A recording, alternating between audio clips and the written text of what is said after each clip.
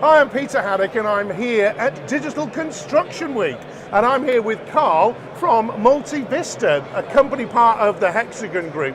Karl, I love visualness, as they say. I love making everything visual to people. This is what we're doing in this video. Well, I like people to understand what's going on, but having a real world application and a real-time sense of what's going on. And that's why when I found you guys, I was like, gotta come and talk to you, because that's what you do. Explain a little bit about all these different things that come together to visualize in real time the site.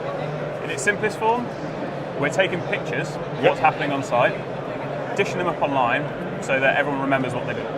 We're looking at the site from lots of different angles, using lots of different camera technologies. Correct. To actually create that connected visual 3D site in some respects as well. Correct. And how are people using that to actually be better at constructing, be safer and actually accessing that information to use? It gives everybody remote visibility.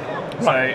So whether you're in the construction phase, being able to actually see what's happening on the project from the other side of the world, or from the site cabin, which is a 20-minute walk to actually get to room 4 on level 14.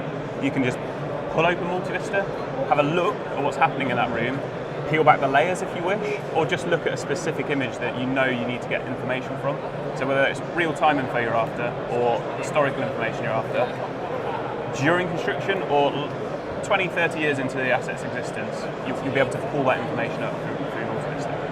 So it's like unpeeling the structure or the building like a banana peel. X-ray eyes. X-ray eyes. So we are looking through walls. I know people say digital technology is not about looking through walls, but it fundamentally can be when you've got, you know, the site where there's no walls, and then you've got the data when they're building those and they're building the structures and everything that goes with it. If you have a forensic memory of what's happened on your project, you will always have a superior set of information to help manage the risks that can occur during the build phase or long after, during the facilities management phase. So it's a bit like CSI, folks. We can actually see if there's a problem later on down in the line, what happened when, what are the assets there, what's behind that particular part of the structure, and instead of damaging perhaps another utility which is right next to, say, a wiring that's gone wrong or something, then you've actually been able to take that and go, wow, there's a visual element to that there. Correct, and we can catch issues before they become bigger, uglier problems as well. So,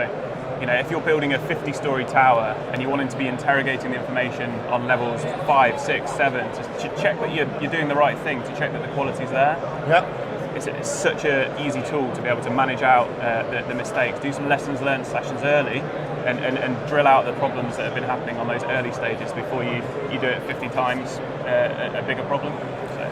So what's really interesting for me is real time we can see things happening, but also what we can do is share this data with the people that matter. What I hate about data is people not using it effectively. And so you're talking visual data here, but when we talk about this, you can access it from a connected device through web portals and things like that, but you can actually look at a dashboard to show somebody that's in control of that section or that part, and just give them the data, can't you? Explain how that happens. In its simplest form, yeah, we're centralising that information. I don't know whether the viewers will see it in the video here, but we just have a simple dashboard where the images are linked to exactly the right location on a project floor plan.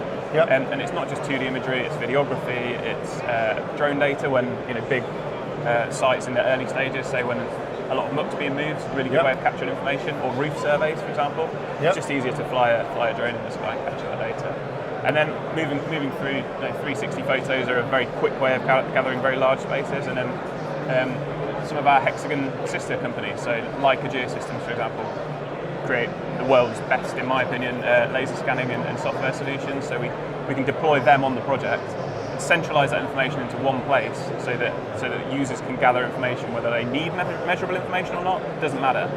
They can just go for a simpler option, such as photograph it. And there's a lot to learn from anything like this. There's a lot to learn from all sorts of different projects, particularly if you're doing replication projects like building towers next to each other and things. Yeah. So you can visually see not just the structure itself, we can also look at how we manage the site and how we manage flows of materials and people and safety, and how we address safety and say, look, we can actually make a site safer, or we can do things differently that makes it more productive. Talk to me about that. I put safety into two core categories. I would put it into health and safety on the site, at which we have solutions like our webcams that can help track plant and vehicle movements and make sure that the site's not got too many people moving into the right area, right or wrong areas.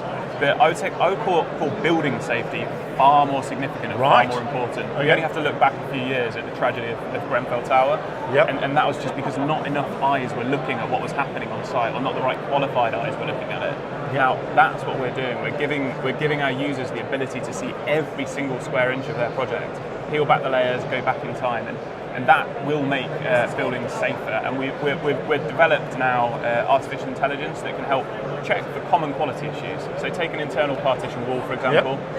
Can be built perfectly. A fire stopping engineer might use some app to take a picture of their beautifully installed fire stopping.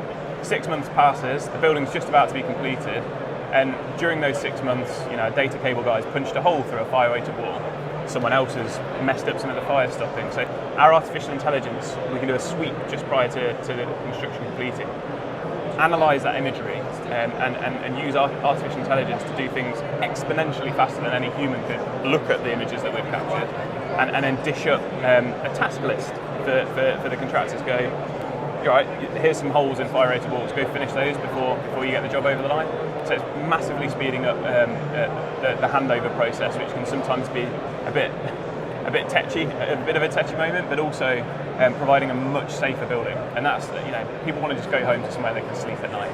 Absolutely. So it's safety all round, really, and it's really having that visualization that shows people what we've got in the whole process. And when we've got that, we've got a lifetime of data until that building needs to be demolished. And guess what, folks? When it's being demolished, you're peeling back the layers and you'll know what's there. So hopefully you'll be able to recycle 100% of the building, and that whole visualization, that map, that complete 3D model as such of the site is there until that structure comes to the end of its life. Great to meet you here today, and it's really exciting to see how we're using technologies, bringing them all together to make everything work better on site. Cheers. Thank you very much.